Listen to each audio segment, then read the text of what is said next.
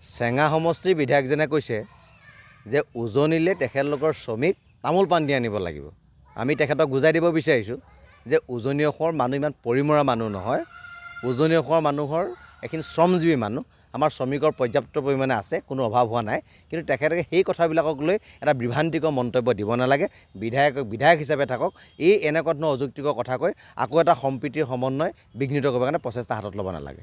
সংবাদ মাধ্যমৰ জৰিয়তে আমি এটা কথা স্পষ্টকৈ কৈ দিব বিচাৰিছোঁ, ৩০টা জাতীয় জনগোষ্ঠীয় দল সংগঠনে কেতিয়াও উজনি অসমলৈ নিয়াৰ অনাৰ প্ৰসংগত নাই। আমাৰ ৩০টা জাতীয় জনগোষ্ঠীয় দল সংগঠনৰ লগত আমাৰ খিলঞ্জীয়া যিসকল ইটাভাটাৰ মালিক আছে, তেওঁলোকে এটা আলোচনাত বহিব বিচাৰিছিলে আৰু তেওঁলোকে আমাৰ পৰা পৰামৰ্শ লৈছিলে। কিন্তু আমি তেওঁলোকক কোনো ধৰণৰ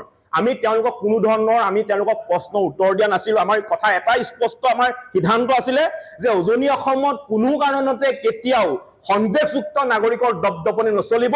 উজনি অসমতে নহয়, সমগ্ৰ অসমত কেৱল মাত্ৰ খিলঞ্জীয়াৰ দপদপনি চলিব লাগিব। আৰু এই সন্দৰ্ভত আমাৰ বাংলাদেশী যিবিলাক এজেণ্ট, বাংলাদেশী ৰক্ষক আশ্ৰাফুল হুছেইনৰ দৰে ব্যক্তিয়ে অসম আৰু অসমীয়া জাতিৰ ক্ষেত্ৰত কোনো ধৰণৰ মন্তব্য ভৱিষ্যতে নকৰিবলৈ, উপলুঙাসূচক মন্তব্য নকৰিবলৈ আমি সকীয়াই দিছোঁ।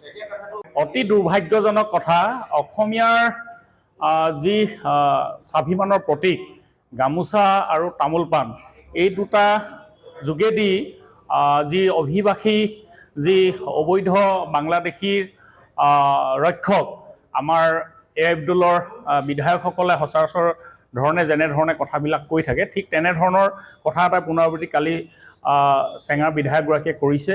গতিকে আমি উজনি অসমত এনেকুৱা এটা আমাৰ দুৰৱস্থা হোৱা নাই যে উজনি অসমত থলুৱা শ্ৰমিকৰ ইমান অভাৱ ঘটা নাই যে আমি বাংলাদেশী যিসকল অবৈধ অনুপ্ৰৱেশকাৰী আছে তেখেতসকলৰ যিবিলাক শ্ৰমিক, এই শ্ৰমিকসকলক ৰাঙলী শৰাই দি উজনিলৈ আমি নিমন্ত্ৰণ কৰিব লাগিব।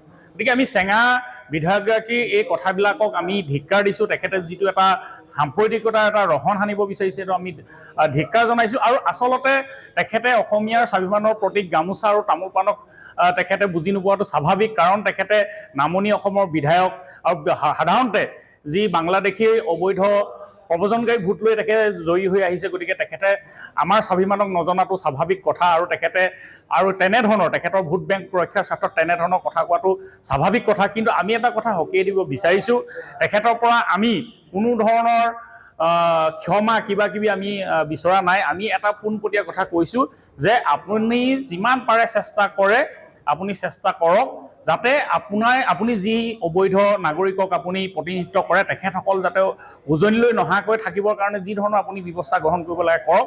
কাৰণ আমি ইয়ালৈ কাৰোবাক ৰাঙলী শৰাই দি নিমন্ত্ৰণ কৰাটো বাদেই, আমি উজনি অসমত যাতে এই অবৈধ অনুপ্ৰৱেশকাৰী মানুহবিলাকে আহি শ্ৰমিক হিচাপে যাতে কাম কৰিব নোৱাৰে, তাৰ বাবে আমি উজনি দল সংগঠনবিলাকে আমি টাই আহোম যুৱ পৰিষদে কঠোৰভাৱে আমি দৃষ্টি নিক্ষেপ ৰাখিছোঁ, আৰু এই আমাৰ কাৰ্যসূচী অনাগত দিনতো অব্যাহত থাকিব।